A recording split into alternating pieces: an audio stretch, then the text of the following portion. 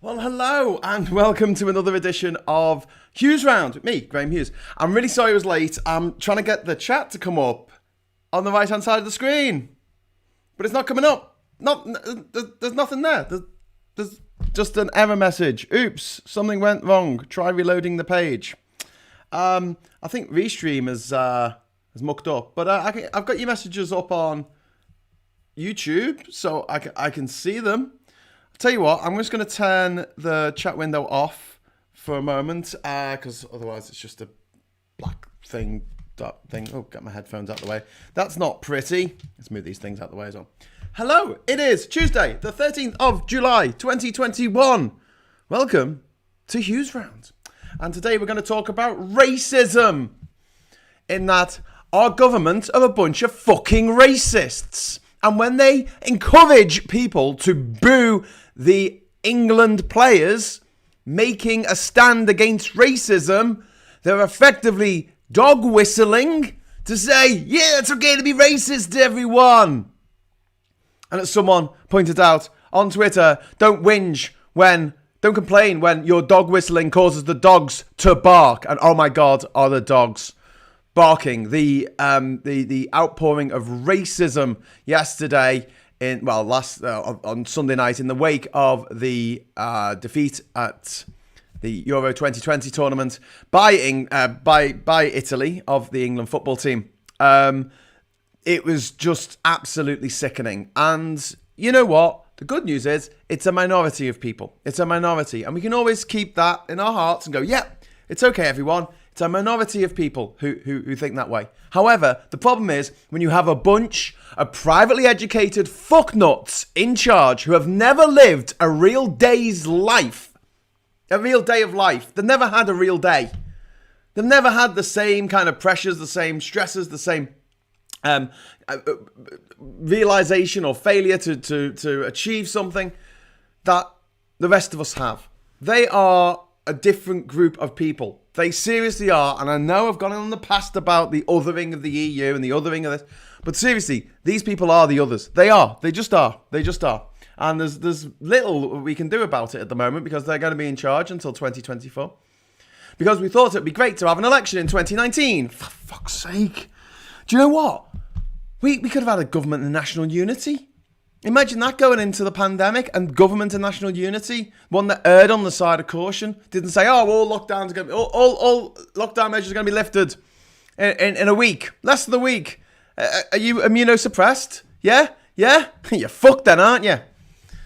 Jesus. Right. Anyway, I'm going to jump into the messages. I should have a call today off Wayne in Basildon. He said he'd give me a shout in a few minutes, so I'll plug myself in ready for when he calls. But if you're watching, Wayne, you can call whenever you like. I'm just going to jump into the comments here. Just checking to see if the chat window's come back. No, it hasn't. Restream just doesn't seem to be working. If I go to restream.io, nothing is coming up. I'm getting a bad gateway. No, that's no good. Right. Tories, crotch spawn of privilege kludge. Yeah. Spat out of that privilege kludge onto a big pile of filthy money covered in blood and afterbirth. Hi everyone, missed due to hangover yesterday. That's Pegler Tory. Fair enough. This is the GBC home service. Hello, says John Barleycombe. We got Son of Shade. Hello, Son of Shade, whoever you are. I don't know if you've been here before. Welcome. Everyone's welcome. Except for trolls. You're not welcome. Asperger's Europe says good afternoon. We've got Marius saying afternoon.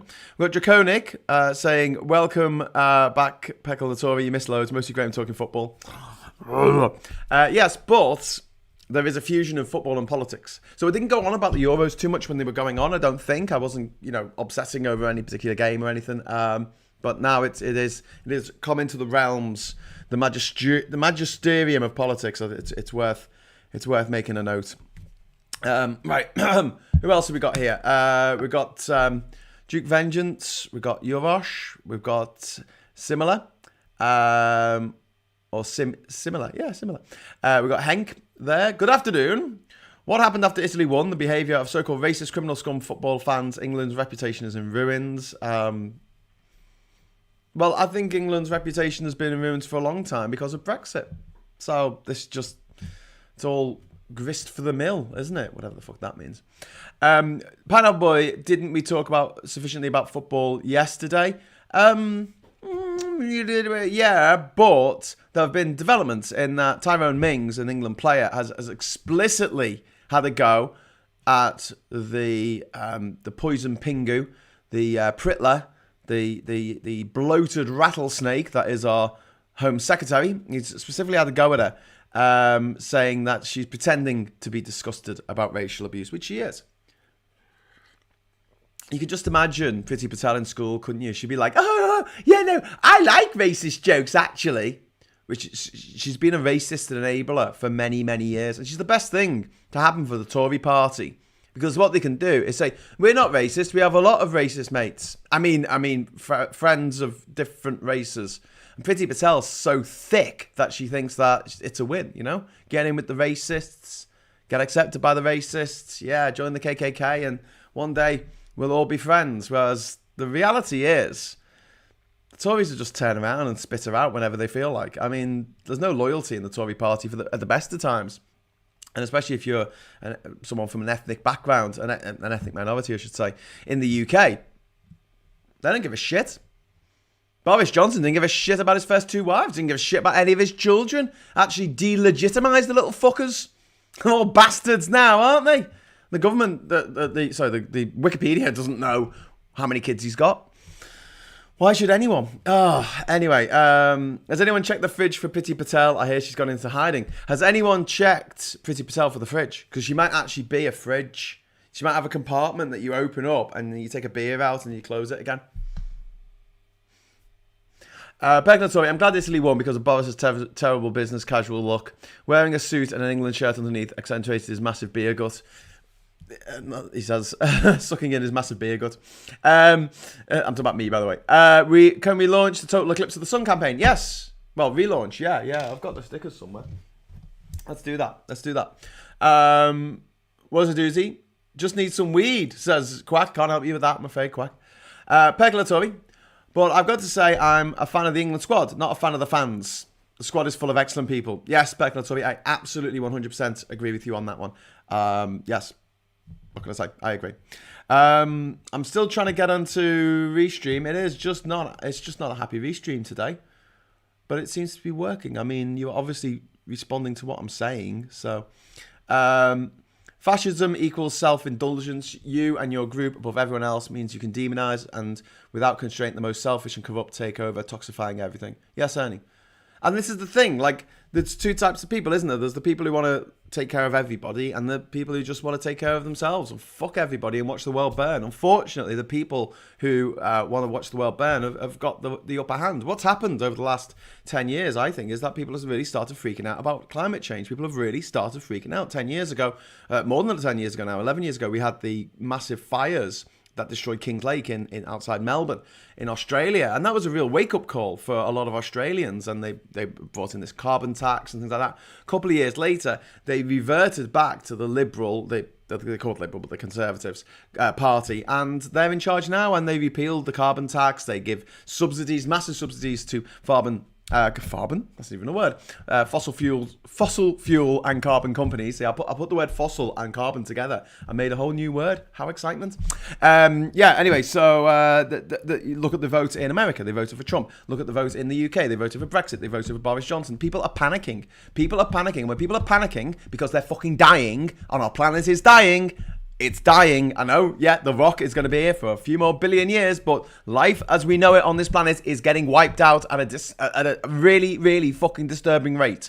Okay? This planet is dying. And in the same way that if you are dying and you've got cancer or you've got some disease that you're going to die from, you start to panic and you start making really, really stupid fucking decisions. Like voting for Brexit, like voting for Duterte, like voting for Modi, like voting for Bolsonaro, like voting for Orban, like voting for Boris Cunting Johnson.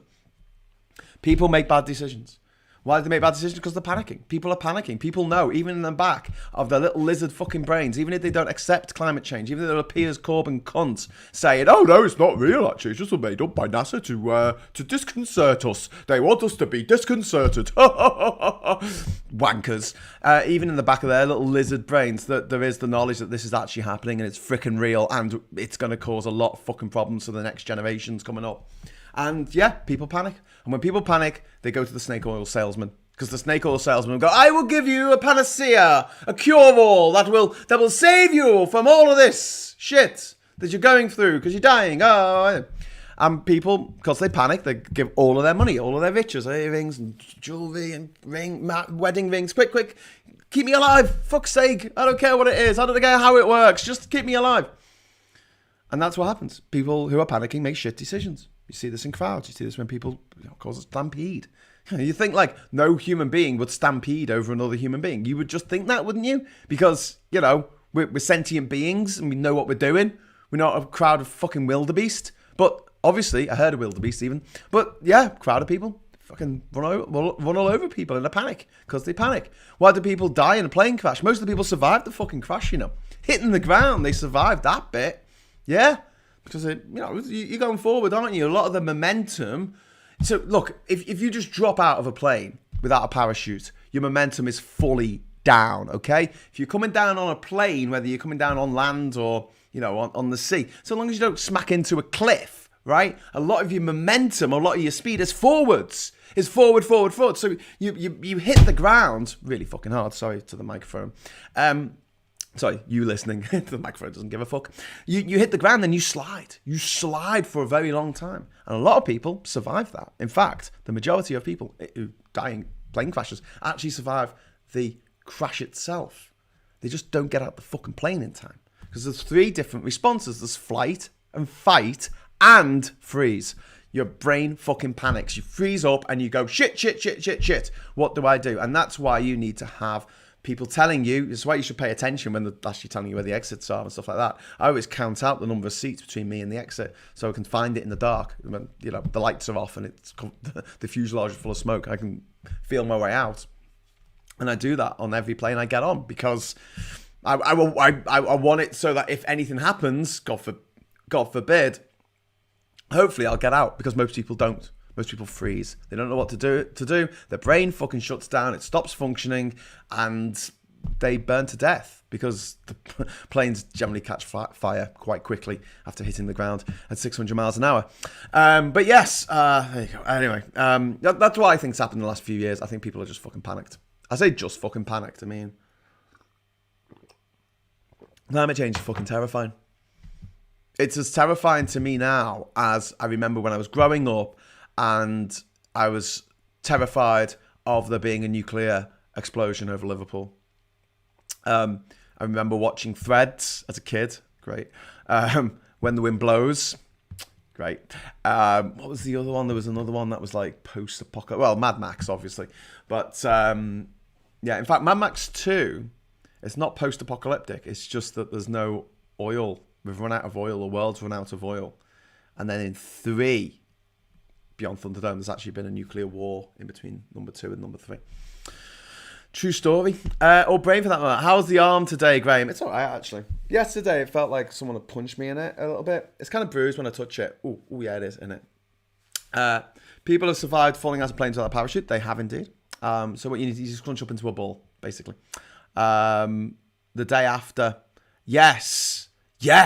Oh my God, the day after. Now that's an interesting movie. So that was a TV movie made in the 1980s that Ronald Reagan watched, and it freaked him out so much, actually seeing the consequences of a nuclear bomb going off, a nuclear war, that he changed his stance against Russia completely and did a 180, because up till then he had been all like, Strategic Defense Initiative, Star Wars, and then suddenly he went, hey, Mr. Gorbachev, how about we just chill out here a little bit? And that led to Glasnost, Perestroika, and the eventual fall of the Berlin Wall and the collapse of the Soviet Empire. So there you go. I thought you didn't use planes. Not sure you're right about plane crashes, though. I do use planes. I just didn't use planes on that journey when I went to every country in the world. But sometimes I only have limited amount of time in a given place, and I can't spend literally 6 weeks of that time getting to the place. So I do use planes. If I can, I use trains. Like last couple of family holidays we've had, we've taken the train to France, and we took the train around Italy. Although I booked a bloody family ticket to Italy on the train. Oh no, it might have been to Paris, and the French. Oh, it was from Paris to Rome, I think. And the setup on the website was bloody awful. And you've got to put in all your passport details. So it was me and Catherine and the kids and everything. I had to put in all the details. And by the time I'd done it, it said it timed out. So I did it again. I put the wrong fucking dates in, didn't I? Oh. And then I basically lost the money on it. So I just went, oh, crap. We'll fly. I wasn't paying another X amount because it was more than flying. Because you just get Ryanair flights for like half the price. I know, a quarter the price. Well, it's official now. BJ's UK-US trade deal has been officially kicked down the road. Biden is all about mask wearing. He is indeed. And he doesn't like the English very much because he regards himself as an Irish-American, and an Irish-Italian, I guess. Ernie Burns, the cheating, talentless right who are only after power, take advantage of fear to stay in control. They have no qualms about perverting the system so that those who face the truth are suppressed. Exactly, Ernie. Exactly. Yeah, the nuke starts flying. There are no winners. Weird how that realizations make politicians a tad smarter. I think it's because people just find it abstract, don't they? They just find it this abstract idea of being in this situation where you a nuclear war. It just. And I think this ties in with what I was saying about plane crashes and stuff. It's like if you haven't imagined it, if you haven't like gone through it in your head and created the schema in your head of all those events and what would take place, you don't have the imagination to do that. And this requires empathy. Yeah, being able to walk in someone else's shoes. That's really, really important. That to me is one of the most important facets of being a politician. To be honest with you, I would take empathy, an empathetic politician over one that has a freaking degree in PPE from Oxford any day. So now I'm trying to get into Restream and it's saying that I'm putting in the wrong password. Oh, kill me now. I've already been hacked or something. Who else is here? It's because of the smartphones. The flooding is another symptom of global heating. It is indeed. Where's the chat? So Charlie, it's not working. Please try again. If this ever persists, please contact support. I don't want to support. I just want to get into Restream. Anyway, what else have we got here? A strange game. The only winning move is not to play. Indeed. Pineapple Boy, funny how people on the wrong side of history in multiple issues, racism, Brexit, climate change, Meghan, it's almost as if they're fed viewpoints from the same sewer pipe. Indeed. I think they are. I think they very much are. What is going on here? Sorry for this. I'm trying to get the chat up on the screen, but Restream is just having a fit. It's just not liking me today. He doesn't like you. I don't like you either. Gmail.com, and the com stands for communists. Right.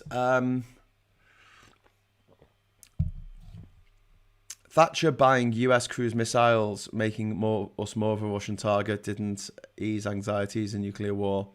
Yep. Indeed. At least Labour have now released their policy by British to stop politicians giving deals to their friends. Well, that's one way of looking at it. Oh, we have someone on the blower. I think it is Wayne in Basildon, which is good timing because it means that I can put these in my ears.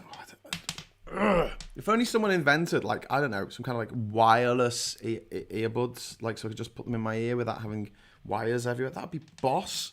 That'd be so boss, that. Right.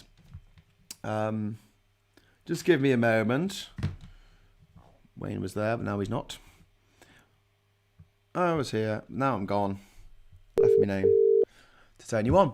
It's a Russian sewer pipe. Hello, Wayne. Can you hear me? Mate.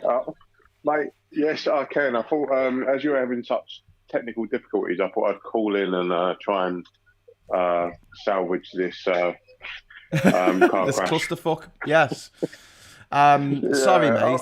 I'm trying to be as polite as I can. I'm just having a mare. Well, it's why I was so late this morning. Because normally I just bring up the window here of the chat, and it just comes up like it says restream ready to chat, and it didn't come up. So I was like, just spent ages trying to fix it, and in the end I was like, oh, sod it, I'll just start the show. So how you doing, mate? Mate, I know. I'm good. I'm doing my best to appease Florence's inquisitions, because she wants to go everywhere and look at everything. House is a complete dump. Yeah. But that everything's fine. Everything apart that from that. I wanted. But I did want to call in because I wanted to discuss the Home Secretary. Oh yes, Shitty Patel, hit Pritler. Yeah. And she's off of Essex as well, which really annoys me. Evil Pingu. Oh, but look, she is from Essex, which is annoying. Anyway, but I really hate the way she speaks. It really annoys me. It sounds like, you know, when your mum puts on a posh voice to talk on the phone, but insists on dropping her G's. Yeah. That's what it sounds like. It's a posh mum voice, and it's like, can you just talk normally? Yeah. Don't be mingling. Normally she'd say tattoo, but when she's on the phone, she's tattoo. No, she's like the worst of all possible worlds. So, what do you think then about this? What's your hot take on Tyrone Mings and basically? I'm bang on with Tyrone Mings. I think what she's doing, she's being the acceptable brown person. Do you know what I mean? The acceptable what? The acceptable brown person. Yeah, I was talking about that a bit earlier in the show. I was just saying, like, she's a gift to the Tories, isn't she? Because she's like her quasi Quotang, your man Sajid. They're all the same kind of brown person. They're the one that doesn't sort of like speak out of turn. They tell every other brown person that no, you're wrong. We're all right because look where we are. And it's kind of that useful. There is a term for it that our American friends use, which I'm not going to say on here, but it sounds like porch and there's another word that goes with it, but I'm not going to say that. Well, I don't want to get you in trouble. People say Uncle Tom, don't they, in America? That kind of idea that when, you know, because the racists like to sell this story about, oh well, actually some of the slave owners were all right, and you're just like, what? Yeah, some of the slaves actually enjoyed being slaves, and you're like, what?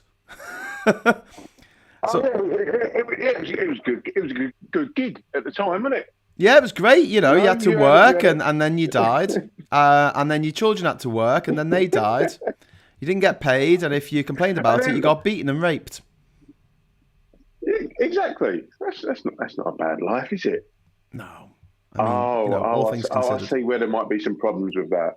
But no, there was a caller to James O'Brien's show earlier that kind of highlighted it to me. The fact that she's done all that. She come from a place where black people were seen as the oppressor, which is a different narrative. So maybe that's interesting. That's coloured her opinion on black people, because obviously she's from Uganda, I believe. Her family are from Uganda. She was born in the UK, but her family came across. I don't know if it was just before Idi Amin got in, but they weren't part of the people who had to leave. Like, they were given a week to leave or something by Idi Amin. Yeah. This was all the people who were of Indian heritage who had basically been moved to Uganda as indentured workers by the British to work over there. It's the same trick they did in Guyana, same trick they did in Fiji, some other places. I mean, the way the British Empire regarded India was just a big pool of workers. It was just disgraceful. It It happened in Zimbabwe as well, because my great granddad on my mum's side, which is my white side, he had a farm out in Zimbabwe, and then Yeah. he was told, "Nah, we're having that." He ended up going from a massive farm in Zimbabwe to a ninth floor flat in Luton. Oh wow. You know, which is kind of devastating when you think about it. So I can understand how that can colour someone's image of certain people. But if you're that simple-minded to think that all people that look like this are that kind of way, then you're a bit silly. And that's It's being worth generous. noting, and I've mentioned this before, Gandhi, obviously, he's seen as the great liberator of India. And yeah, when this guy, he pulled down the British Empire without actually firing a shot, which is quite incredible. However, when he was in South Africa and he worked in Durban as a lawyer, when he was younger, he didn't give a toss about the local black community and the way they were treated. He was only bothered about the way that the Indians were treated, and he actually spoke about the Indians being treated just as, you know, just like they're some kind of Negro, and you're like, okay, and I think it's easy for a lot of white people, especially racist white people, to just sort of lump all different races and ethnicities all in one group, and they don't get the nuance of it. I mean, obviously, Indian and African is very, very different, but even the fact that some Muslim groups don't get along, you know, they're worshipping the same God, they've got the same religion, but they're different flavors of the same religion, you know? And they really don't get along. Exactly. I mean, people don't understand the Sunni Shia dichotomy. They don't understand that there are nuances within different religions, different sects, different groups. It's because the thing is presented to us as in like this sort of like really black and white kind of thing, where it's like you're either this or you're either that. But when you actually look at that, there are sub groups within that, and people don't see that at all, because all they're fed is this sort of Western press narrative of this group is this, so believe this. But when you actually look into it and actually go, oh, actually, I can understand why that particular group might think differently to another different group.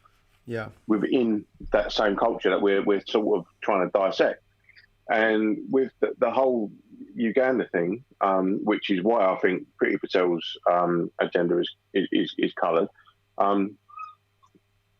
she's kind of looking at it from an already queered pitch, if you will. What? And she's trying to do her best to sort of appease the right of the right. Yeah, I get that, but do you think that her opinion of people who of African heritage, do you think it is coloured by her parents' attitude, maybe towards their treatment in Uganda? Because I'm not. That's a different one for me. I've not really thought about that before. I think it is, but I also think she's also pandering to, and I hate to say it, the base. Oh yes. Because the base, the base is like, well, I'm going to stay in power, like, because you think like. I know her constituency very, very well. I'm from Essex. She's just up the road. She's like 20 minutes up the road from me, and it's it's a very middle class white area is Whittam, and you've also got a lot of rural farms and whatnot. It encompasses Malden and other little villages around there, and like being someone who goes there to work a lot, I'm a lot of the time the only brown person that's been around their house, you know. Yeah. And they're like, oh, this is refreshing. Oh, so where are you from? Basildon. Oh, just down the road. But where are you really from? Where are you really from? Basildon. See, that's a difficult one, because when I get into a taxi around here, especially an Uber, and there's someone who, you know, anyone really who's driving it is probably not from the UK. So I do say, you know, where are you from? Because I've been there, you know. So I've had one taxi driver from Tajikistan, and he was like, "Oh my God, you've been to Tajikistan?" I was like, "Yeah, I have." And he's like, "That's amazing." But like, even asking the question, I feel dodged because I know that they're thinking, what if this guy in the back of my cab is a racist? What if he's a scumbag? What if he's like, oh yeah, well, you piss off back where you came from? So I hate even asking the question now. Yeah. And that's horrible because that was a nice little way of sort of bonding with someone who was driving, just to say, oh yeah, where are you from? Oh, and have a chat about their country and, whatever I did there or whatever. And I'll tell you where. I'll tell you where the line is. Right. If someone has an accent, you can ask where they're from. But if I get in your cab, talking like me, and you say where are you from? Yeah. And I'll say Basildon, and you say where are you really from? I'm like, have a fucking word about yourself, mate. Well, I've had it where I've asked someone like where they're from, and they've said Newcastle, and I've just left it at that. I've just been like, okay, just leave it there. Yeah, that's fine. I had one guy. He said exactly. He said, oh, he was from like Bishop Auckland or somewhere, and then he said, but my family are from Iran, and I was like, oh wow, I went to Iran a few years ago, and I started talking about it, and he was like. He gave me like the best score ever on Uber. You can rate your passengers because he was like made up that he'd finally taken someone in his car who had like A, been to Iran, and B, had a very good attitude towards Iran, because I guess most people just that they believe. I mean, the thing is, it's very hard to, because if someone is so-called different, it's a matter of sort of like working with that difference to try and find that commonality. Like I remember Kerry and myself, we was taken home in a cab in Kent to Kerry's parents' house. Yeah. By a trans lady, and it was like Babs Cabs from League of Gentlemen. Mate, League of Gentlemen. What was she that graphic in what she was saying? Yeah, it was. But the thing is, it was just like talking to any other person. But Kerry said to me, she went, why did you keep saying mate? I was like, because I didn't want to offend someone. Because pronouns are a big thing, and I didn't want to be, offensive. So I thought mate is the most neutral. Thing you can say. And it was just, I think that, I mean, the whole trans thing is it's a can of worms I definitely don't want to open just yet, because I'm still learning. But we have a regular contributor to our show, who's trans, pansexual, and I still mess up on how I address them. Even then, I had to think. But having that relationship in the first place, where you're actually talking to someone, someone, and you have a chat with someone from that background, that makes all the difference, and you'll learn. We all do. The problem is with a lot of these numpties, these racist little twats, is that they grow up in a little village. Everyone they know is white. Everyone they hang around with is white. And if there are some people of ethnic backgrounds who are in the village, they will have to adapt to survive. And one of the ways that a lot of people adapt is by joining in and going, ha ha ha, yes, that's a funny racist joke you've just told, because they don't want to be excluded from the group. And I mean, you're 100% right, because I've been guilty of that myself, being a mixed race bloke from Essex. You can imagine the kind of stuff that I overhear. And I mean, I'm glad I wasn't at the pub for the football final, because I guarantee I would have heard something. And that's awful, though, isn't it? Isn't that awful? I'm glad I wasn't at the pub to watch the final, because you look different to a racist, and that's it. Your life is always going to be through that lens, and it's why people don't get white privilege. They think that it means that they get a fucking present to get a Ferrari on their 18th birthday. It doesn't mean that. It means that you don't have to put up with the kind of shit that you have to put up with. Exactly.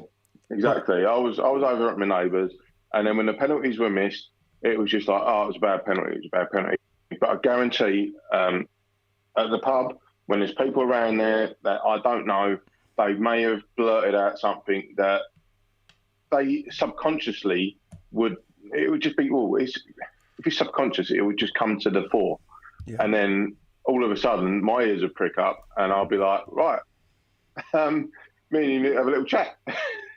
Yeah. And then everyone else is going to be like, oh, no, I didn't mean it like Wayne, And I'll be like, okay, so what did he mean then?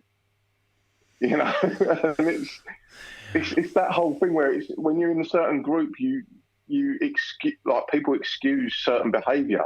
When in reality, I mean, I know full well that all the staff at my local would have said, nah, shut up, get out, and would have, you know, expelled that person instantly, regardless of who they are. Yeah. But especially if I'd have been there, they'd have been like, what? I'm not saying I'm the only brown bloke that goes to my pub, but actually I pretty much am, to be fair. But they're all sort of like, no, you can't say that sort of stuff. No, we don't want that here. And I know full well that the management and the staff of the pub would have done that. But at the same time, there may have been a case of they'd hear it and kind of go, I don't want to deal with that right now. Yeah. But if I'd have been there and said something, they'd have been like, yeah, actually, mate, you got to go. Well, another thing that is prevalent in Indian society is there's a lot of fucking snobbery. There is a lot of snobbery in Indian society. And this comes down to the caste system which is the caste system came from India. Yeah. And it's a grotesque system because it means that if you are born a street sweeper, you're going to die a street sweeper because you can't have aspirations. The society will not allow you to have aspirations. And if you do somehow win Who Wants to Be a Millionaire or whatever, you're still going to be looked down on as a Dalit or, you know, just as a lower class of person, just because of the way you look, your accent, your skin color. So if you have darker skin in India, you're seen as like lower caste than someone with lighter skin. Well, that's where growing up in the 80s in Essex, like I was always called half caste. I didn't know what that meant. Right? It's only obviously when I got older and understood the caste system and realised it wasn't actually anything that was put on people from the Caribbean. It was an Indian thing. Yeah, and it's a weird. It is a weird use of terminology. But then that's something as well. In the UK, we don't use coloured anymore. And but in America, they still have the NACAP, the National Association for the Advancement of Coloured Persons. Yeah, and they use POC, person of colour. What do you think that's something that just hasn't caught on in the UK, or do you think that's because they use it in South Africa as well? Yeah, I know. I always describe myself as brown. I don't like because. To describe myself as black would be disingenuous because I'm half white. Yeah. So I just go, no, I'll just sit in the middle and be brown. And I'm half Scouse, which is even worse. Fuck off.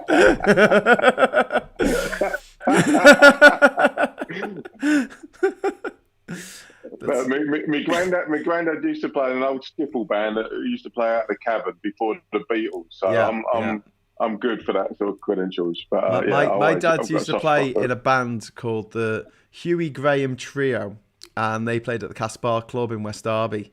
And in the late 50s, they were playing a set, and John Lennon and Paul McCartney played in the interval. And when they were the Quarrymen, John, my old mate. Yeah, so that is it. But you know, when I meet Americans, I just oh my god, it's so easy to just get them to go really, because you say like, oh yeah, my dad sold John Lennon his first guitar, you know. It's like, really? Yeah, I used to live next door. Yeah. Really? Just wind them up. But yeah, go on. Sorry, what were you saying about being half Scouse? And my granddad playing in a skiffle band. They didn't even have a drummer. He used to have a geezer who played the double bass. That was it. Anyway, being half Scouse, being half West Indian, it's for me. I've always said because I want to acknowledge both parts of my heritage. Yeah. So for me to say I was black or white is unacceptable from every side. because I'm too brown to be white, and I'm too white to be black. Do you know what I mean? Like people, Yeah. like, when I go and see my old nan and me aunties up in Neasden, they're like, "Oh, here he comes, Wayne. Wayne's coming from the bush," because they're all like living in. They're all living in London, like, thinking we Oh, right, okay. we live in like Sorry. some. So it's not quite as bad. No. It's a kind of a term of endearment because I live out in what they call the country. I'm like, have you seen Basildon? It's hardly country, but they called it the bush just as a sort of a term of endearment, a jovial kind of mockery of the fact that they live in London. And again, people like all like my dad's side of the family, they hear me talk and they see how I am and all that, and they're like, "Oh, you're practically white." I'm like, "Really? No, I'm just a product of my environment, like every other one of my friends. Yeah. Just because I talk the way I do doesn't, mean that I'm anything other than who I am." Yeah. It's just there's these certain stereotypes that we all put on people that if you don't conform to what people project upon you, they think it's weird. Yeah. Do you know what I mean? Yeah. So, like, I mean, there's been times I've been booking jobs for my work. I'll be, all right, it's Wayne from so and so. I'll be with you in 20 minutes or so. I knock on the door and they're like, "Hello." I'm like, "Yeah, I just called you." Oh, it was you. They don't expect this voice to go with that face. Oh, that happens a lot in Do you know what I mean? Australia. You know, when you get people who are from China or Southeast Asia and they live in Australia and they just talk like normal Australians. And Aussies are the most racist people on the planet. I mean, oh my God. The amount of racism that I can't say experience, that's not the right word, but like it was a witness to, I guess. A witness to just the most horrific racism that I've experienced anywhere in the world was Australia. I mean, worse than South Africa, to be honest with you. I was out in Pretoria a few nights and I was out with a crowd and it was completely mixed. People from all different walks of life, ethnicities, backgrounds, and everyone it was the younger generation just all getting on. The older generation, still a lot of people who, keep to their own, as they say. But I think the casual racism of the Australians, I mean, it's not every Australian, not all Australians, but there's a lot of them. And what bothers me the most about about the Australian attitude isn't just to other immigrants, because don't forget all the white people are immigrants. It's their attitude towards the Aboriginals, which is just disgraceful. Yeah. I mean, they just don't.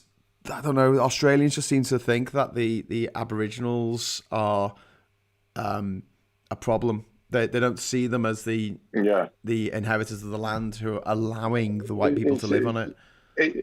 It's the same dynamic as the Native Americans. Oh yes, with regards to American settlers, and that's why there's an ongoing joke on our show that I always say to our American colleagues, we invented you, just as a joke. It's like, we started off colonialism and we just went, nah, you can have it, we're done.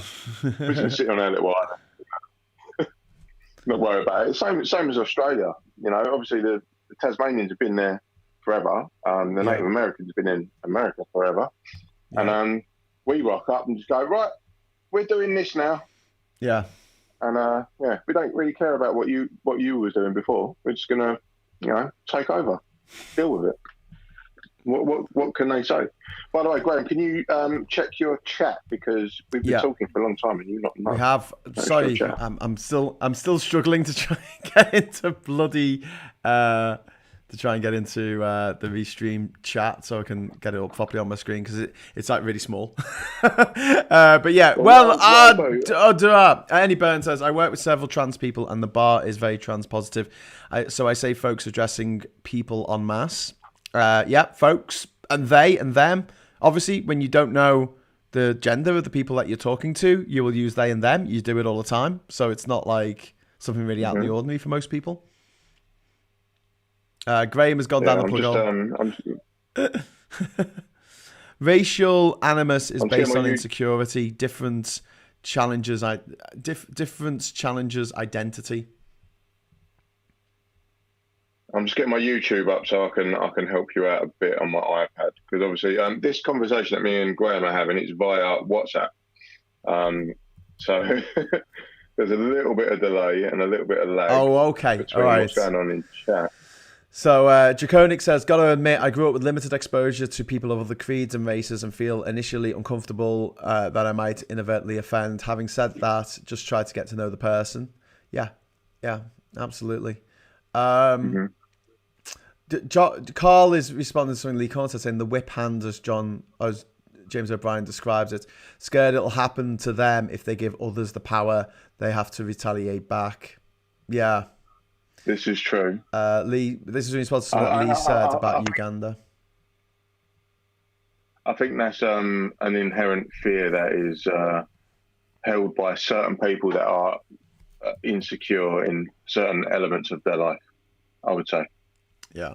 In Uganda, the Indians were the oppressors and had all the privilege. Then the African Ugandans revolted under Idi Amin and kicked out all the Indian Ugandans. That's got to affect your worldview. Yeah, but I mean, Priti Patel's parents, to make it clear, they left before. I don't know if they left before Idi Amin took over, but they left before it all really kicked off.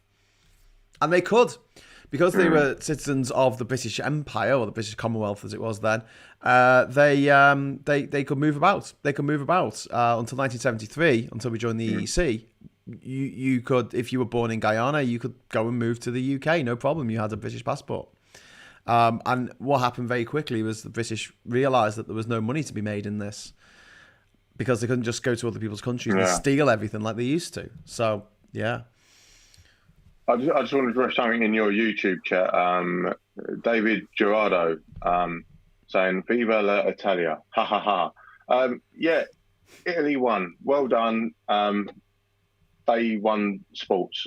Fantastic. They won the sport. Well done for winning the sports. Yeah. For the 19th time. Actually, no, it was the 60s when they last won it, wasn't it? Was it? It was ages ago that they last won the Euro. And they didn't qualify for the last World Cup, but anyway. But yeah, I think the turnout, the eventual score at the end, obviously it is sad, and I feel really sad for the lads.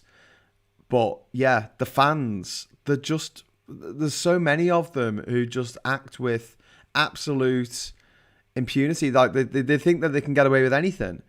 And that is a reflection of the leaders we have in this country who can do fucking anything and get away with it. Priti Patel was found to have broken the ministerial rules. She was found guilty of bullying by an independent investigator. Looked into this and said, right, we are going to advise the Prime Minister that she has broken the ministerial code. And rather than admonish her, or rather than actually fire her, which is what should have happened, they got rid of the guy who drew up the report. No, they didn't get rid of him. He fell on his sword. Yeah, because he was like, well, this is the whole purpose of me being here. I've given you instruction. You're not acting on it. What's the point of me being here? Yeah. But so, also, he took Boris Johnson just gets away with murder. Patel, and he's the leader. And this is the same Priti Patel that got sacked by Theresa May for having a jolly up over in Israel with Bibi Netanyahu and lied about it. She wanted to use British money that was flagged for aid. So this is money that is supposed to go over and help orphans who are, trying to stay alive. And she was trying to channel that aid money to the Israeli military. And she said she was going on a holiday. I mean, it couldn't possibly be any worse.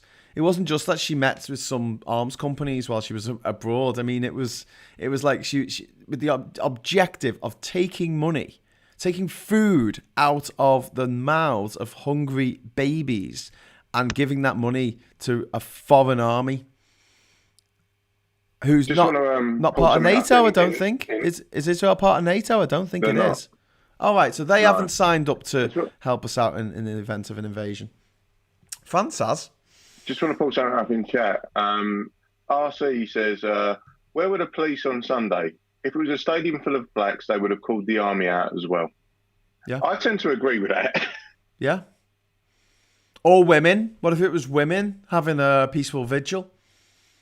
Have you noticed that the way that the women who were having the vigil for Sarah Everard were treated in that way, in full view of the world's media? You know, it's just embarrassing for the UK. Meanwhile, all these numpties going out for like anti-mask, anti-vax, anti-lockdown demonstrations. Yeah. The police just let them walk past. And you saw the footage of the journalist, didn't you, running away from the crowd of... Was it a journalist? He was running away from a crowd near Downing Street, and the police was just standing there while this guy had been picked out. Was he a journalist or was he working for the government? No, it goes to that same narrative of the January 6th thing, where you had the police opening gates to let people in to the Capitol building. Yeah, it's like, oh, you're all right. You're all right. What are you going to do? Go on. They're just like tourists. Did you know? Yeah. Yeah, go and have a tear up. You'll be fine. You know, but you look sort of 6 months before that, how they handled the BLM marches and whatnot. Oh, we've got tanks. Oh, it's all right.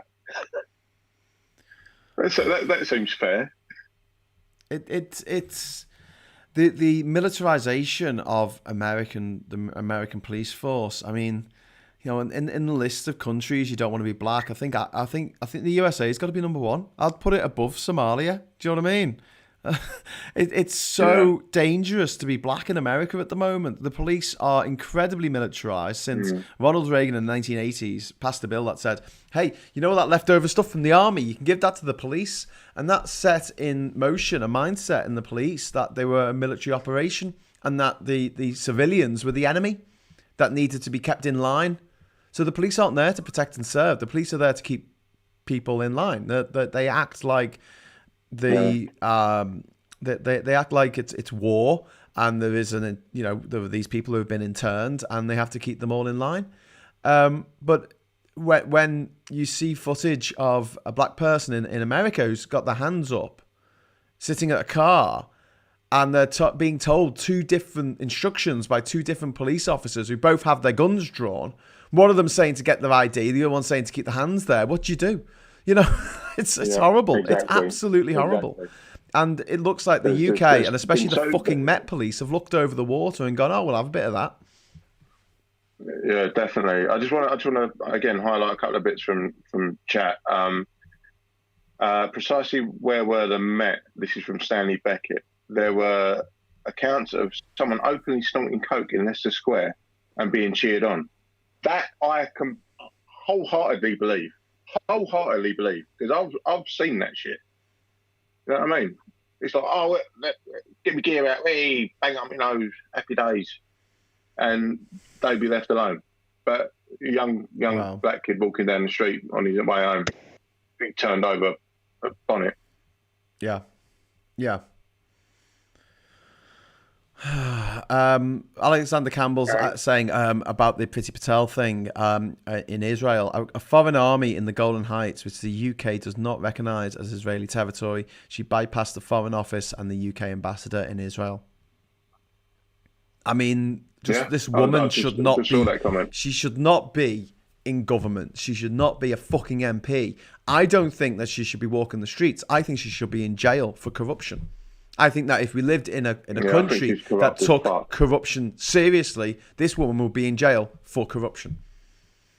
She'd go down well in jail, I think. Yeah. They'll suit her. I totally agree with her. Oh, no, she's just a wrong one. Let's face it, let's just put her down. She's a wrong one.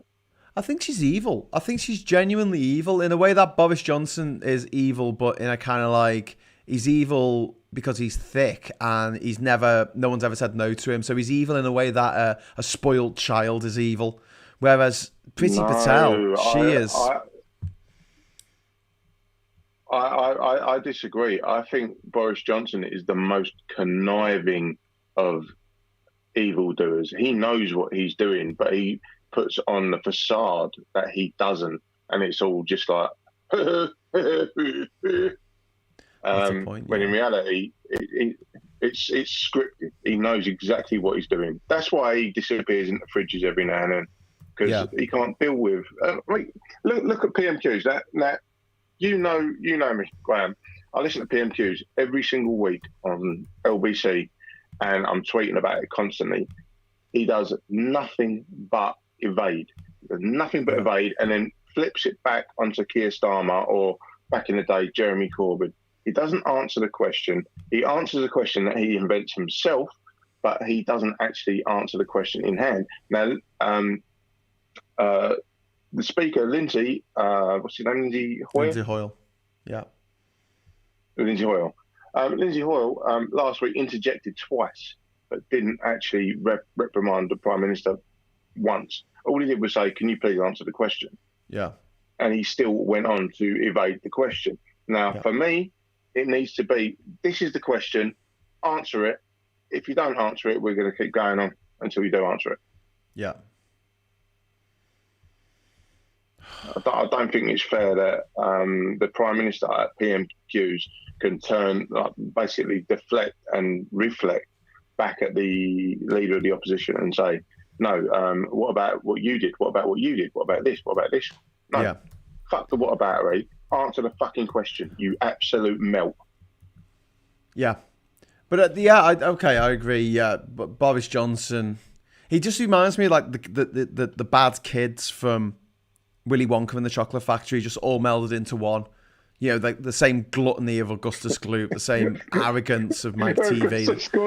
You know, he just is, isn't he? That's who he is. He's just all the kids from Willy Wonka put together with no Charlie Bucket.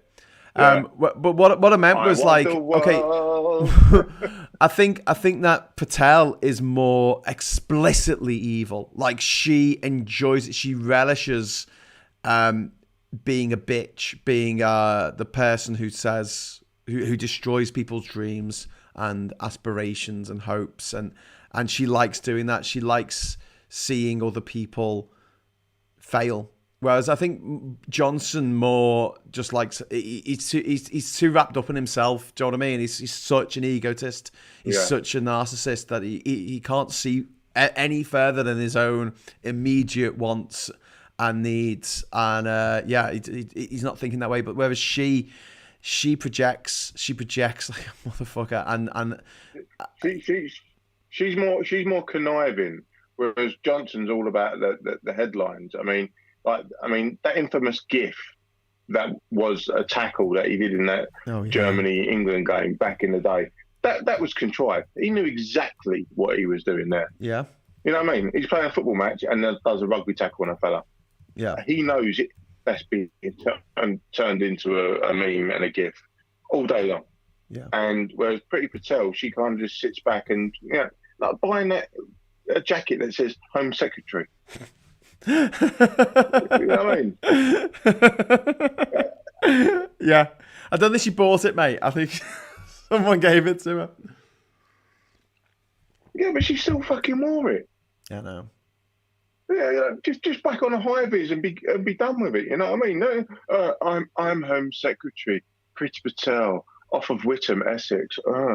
Look at me. I like David's message here. I say it again, when I see Priti Patel, I think, God, thank God for being homosexual.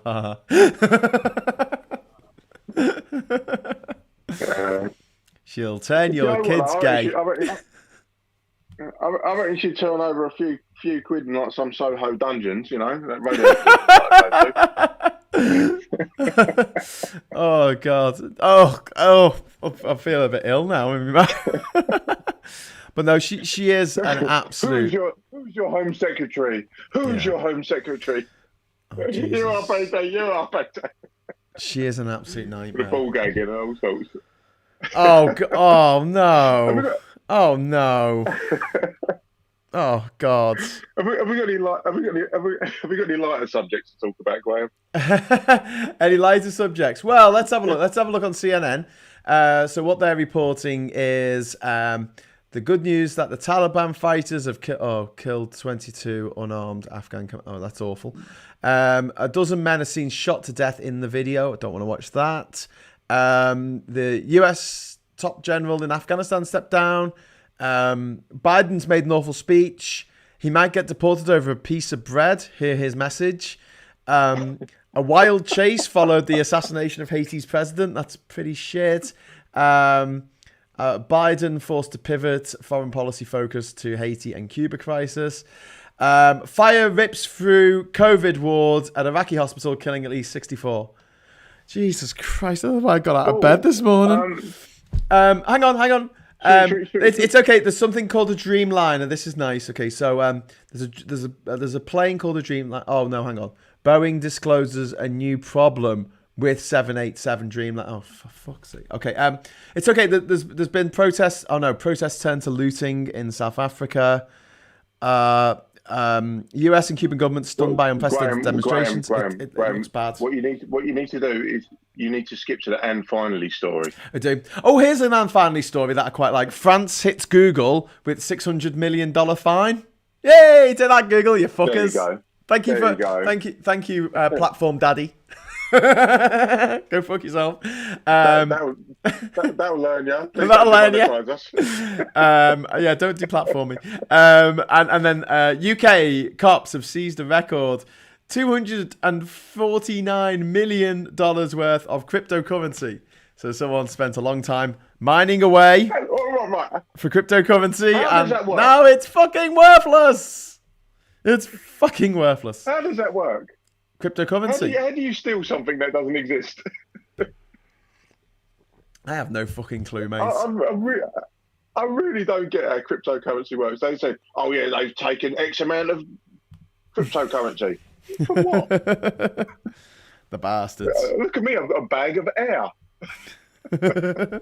Well, no, I mean, people are spending like crazy sums of money on these bits of digital information, aren't they? So someone bought like the first message on the internet for £1 million or something. But more recently, I think I saw this over the weekend. Someone bought a Super Mario Kart, not a Super Mario Kart, Super Mario 64 cartridge for like $1.5 million. I think people have just got too much money. I think that's it. People have just got too much fucking money. We need to stop them having money. They've got too much of it. Yeah. I've just seen John Barleycorn in chat says there's a rumor that Star Trek Discovery will be cancelled. Good. That's good news. That is excellent news. That is excellent news. No, it's bollocks. You're wrong. What? You're fucking wrong. No, Discovery's crap. Star Trek Discovery is not. No. Sorry, it's not crap. It's fucking crap.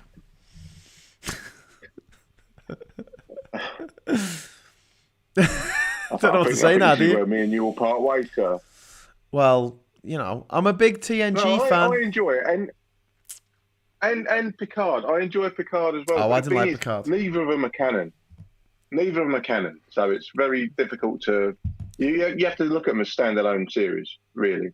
Yeah, but Picard is like, I don't know, it's just silly. It's just really, really fucking silly. It's like they've just allowed a bunch of toddlers to watch a few episodes of TNG and then gone, here you go, here's some crayons. What story can you come up with? Wow. It's shite. It just like the story arc and the character development, and it just had Picard doing things that he just wouldn't do, and someone said fucking it, and it really put me off. You know what you sound like, Graham? Do you know what you sound like? Prince Charles. You sound like a Star Trek boomer. What? How dare you? How very dare you? I'm gonna slap you down the phone. I'm slapping you. I'm slapping you, sir. Can't embrace change. Right. I'm challenging you to a duel. I demand satisfaction. No, I am not a merry man. Jim Bob Robo, thank you very much. $5 Australian super chat. Thank you very much for that, Jim Bob. And I just should mention, super chats are open. So if anyone wants to throw a super chat in, because we have to wind it up soon. It's going to be nearly half 2. I've got to go and pick the cows up from school. I was going to say, I've got to do the school run. Yeah, exactly. God, we're so domesticated. Florence has actually gone to sleep, so I'm going to have to wake her up to do the school run. This is really bad. Oh, blimey. But what I'll do is I'll put the link in for Discord into the chat. So do you want to? You got anything more to say on the whole Priti Patel being pretty fucking awful? No, I just. Do you have any solutions? Like, what would you do if you were the England football team right now? Would you go to number 10? I would just carry shit on the doorstep. Carry on as we do. Yeah. No, just carry on as we do, and basically belittle her as much as possible. Whatever she says, well, she's not in the England football team, so she can say what she likes. Kind of thing. She's just really an absolute nightmare. She's just an absolute fucking nightmare. Oh, she shat the bed massively shat the bed, because she basically panders to the tabloids, and then when it sort of like suits, oh, this racism is terrible, blah blah blah. Yeah. Okay, love, what was you doing beforehand? But it's when it suits. I mean, look at the Sun today. Look at the front cover of the Sun today, and then look at the covers of previous Suns. Where Raheem Sterling's a cunt. Yeah. But now we're woke. Fuck off. Just poke up your arse, you fucking bunch of wankers. I want to close the Sun down. I think with a concerted effort, if a gang of us got together, we could close the Sun down. I don't say that lightly. I mean, the thing is, this is something that's very close to your heart, Grant. If you look at the Hillsborough narrative and the fact that the Sun is not sold in Liverpool because of how massively influential that paper is when it comes to manufacturing consent of people's ideas, and people think that they have their own opinions, but when you actually drill down into them and you ask them, why do you think that, they can't answer it. Yeah, it's because they've been spoon-fed that opinion by the Rupert Murdoch-led press. Yeah. And Liverpool was one of the big cities and big areas that voted Remain. It did. Am I right? Yeah, oh, goddamn, we did. So did Manchester, Get them, they're due as well. But in Liverpool, it was mentioned the fact that the Murdoch press just didn't have the same kind of inroads in Liverpool that it did in other cities, other places around the country. And the Total Eclipse of the Sun campaign was incredibly successful, and what they did was quite clever. They targeted cabbies and cafe owners and local news agents, and got them to put signs in the window of the news agent saying we sell newspapers, but we don't sell the Sun.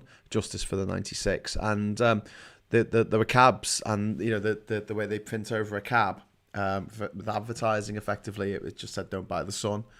All they had these yellow black cabs, but they've sort of been painted yellow.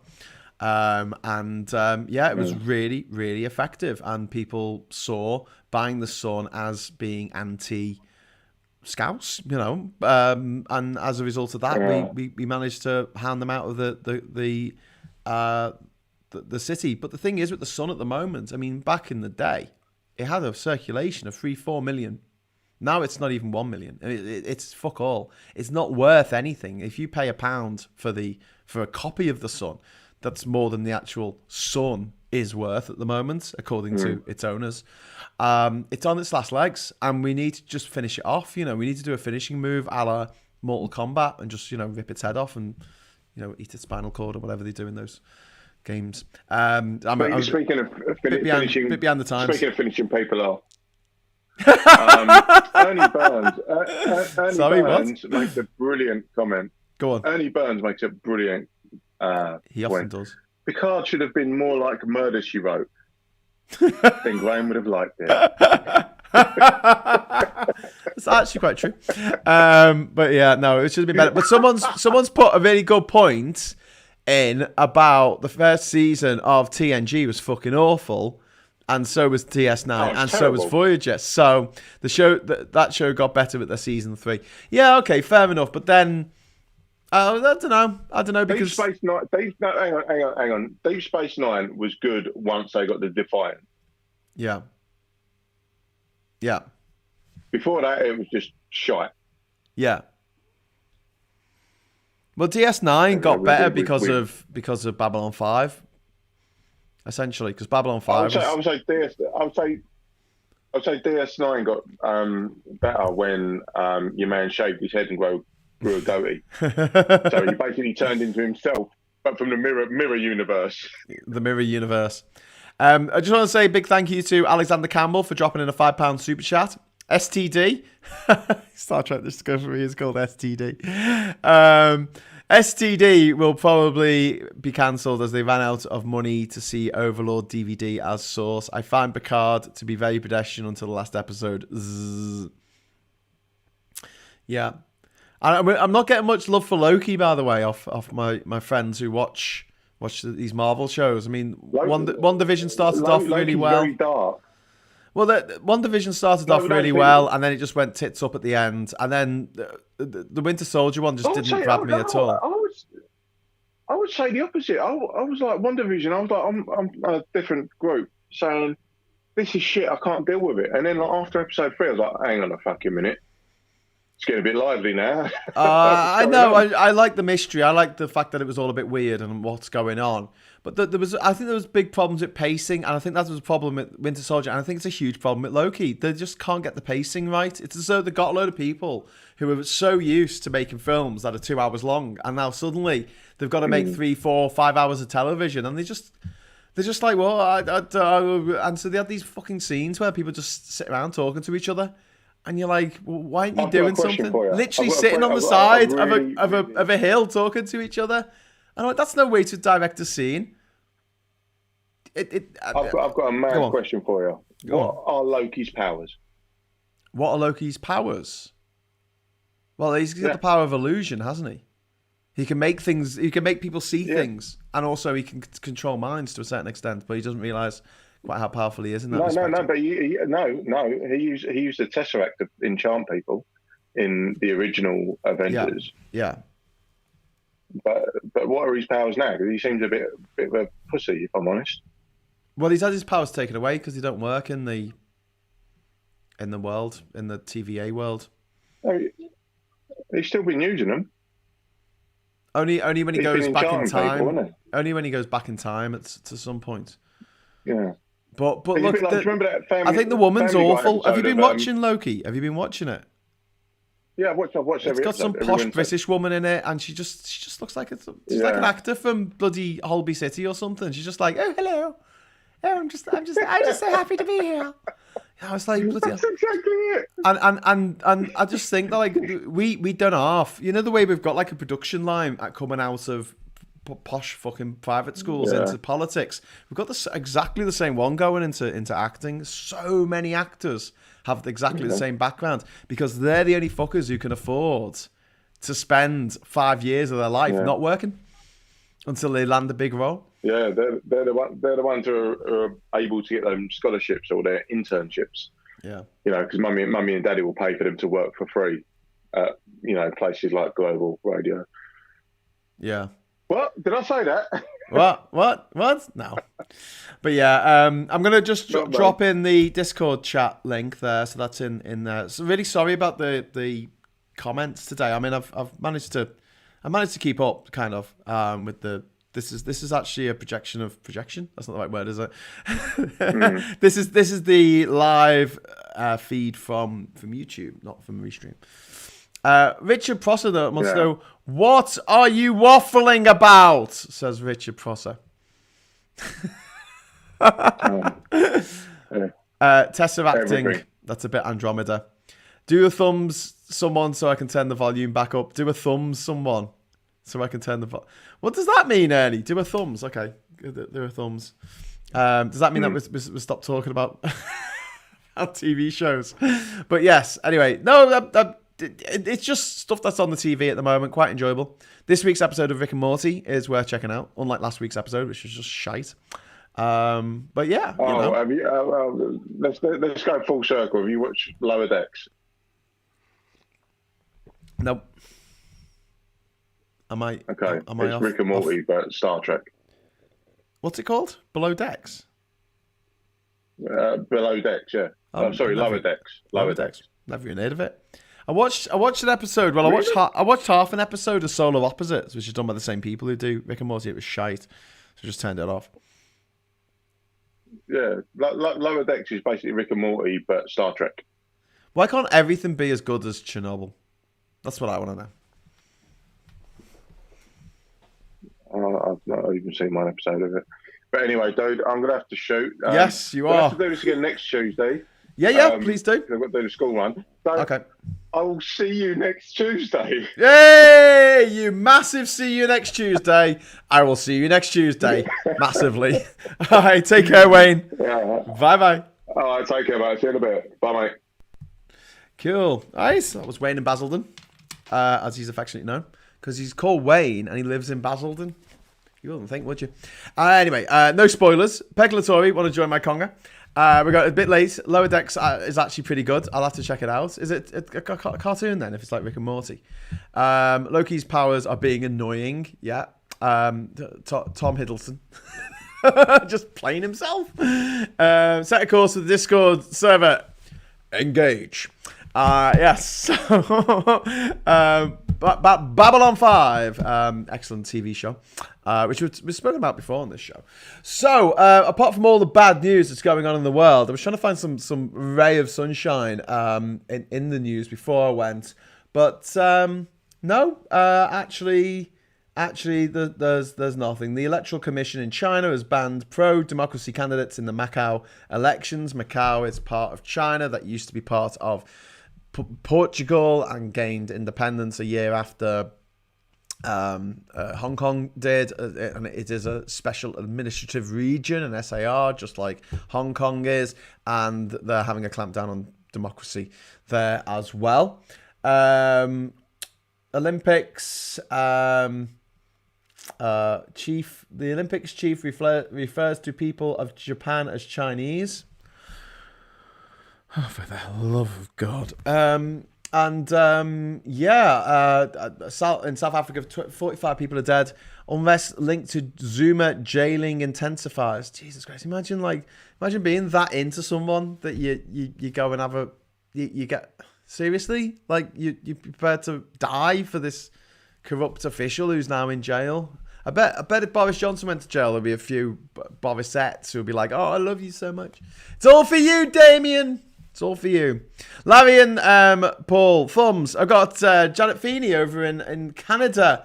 Hi, Janet. How you doing? Hey, Janet, I'm amending the show in a minute, but how about next time I'm on, if you want to get me on Facebook Messenger or on WhatsApp or something, if you've got my number, give me a call, because I'd love to talk to you about the temperature in Vancouver at the moment, because it's like in the 40s still. It's insane. So if you want to have a chat about that, and you can enlighten people in the UK and other countries around the world who watch this about what's happening, and it'd be good to hear from you as well. I'll say my auntie Janet. We're not actually related, but she used to babysit me when I was a kid back in Liverpool. So she's a copite, you see, and I'm a blue nose, so we have a bit of banter. It's all good. Okay, so what else have I got to do? I've got to say... Oh, hang on. Jan says, because Chernobyl is only good in picture sense, the actual history was barely consulted. Ooh, fighting talk. Okay, well, I've watched a few videos about the accuracy of things, and some things are pretty accurate and some things are less accurate, but still, what a show. What a show. PMQs tomorrow. Thank you, John. Thank you, John Barleycorn. Looking out for me. Tomorrow is PMQ, so I'll be starting the show early at 12 o'clock for, I think, the penultimate PMQs of the year. Of the season. Sorry, of the season. What's it called? Semester? Term. Before the dickheads in Parliament piss off back to their dickhead constituencies for the dickhead summer holidays. So if you would like to join me for that tomorrow, that will start at 12 o'clock. The Super Chats are still open for another couple of minutes. I haven't really asked for them much today, so if you fancy being nice and throwing some money in the pot, I'd really, really appreciate it. And I'm sure I've got some other announcements to make, but it's the kind of thing that I'll remember just as soon as I stop broadcasting. But yes, very organised, as you can see. But yes, grab my hip dance, Pegler Tory, set a course for Discord. New Black Mirror is up. Quack Reject, there's new Black Mirror episodes. What? There's a new Black Mirror. Sorry, sorry everyone. Just wait there. Black Mirror. What? There's new episodes of Black Mirror. What? Black Mirror. Five seasons. No, what? No, there isn't. Got me excited then. Episodes. Be season 6, wouldn't it? Season 6. Black Mirror season 6 release date cast. What? Are you just freaking me out here? July the 12th. Been 2 years since blah, blah, blah. How many? Oh, God. I hate these sites that just, like, fill your thing up. Right. Is Netflix going to not order any new episode? What? Stuff does this when new episodes come out. Netflix hasn't announced it. All right. Come on. Jeez. Don't do that. Okay. Right. I'm heading over to the Discord server. Rick and Morty down under, kick the bloody ball. Warhammer crashed mid-battle, so now I'm sulking in Minecraft. Fair enough. John Bodycombe, will there be a cliffhanger next week? I hope so, yeah, we'll find out, and then we'll find out who shot BJ at the end when it comes back for the September season. Black Mirror is where Priti Patel looks at herself every day. Wayne says, bye mate, going on school run. Flo just woke up as I got off the phone. Well, that was good timing. Flo's the baby, by the way. Okay, so I'll see you over on the Discord channel. You fancy it? Do you fancy a bit of Discordance stuff? Like always, I'm probably just going to make a cup of tea before I join you. But feel free to chat amongst yourselves before I get there. But just follow the link that I put in the chat somewhere. So just go back over to the chat and find that. And I'll see you over on the Discord. Otherwise, I'll see you tomorrow, 12 o'clock, PMQs. Be there or be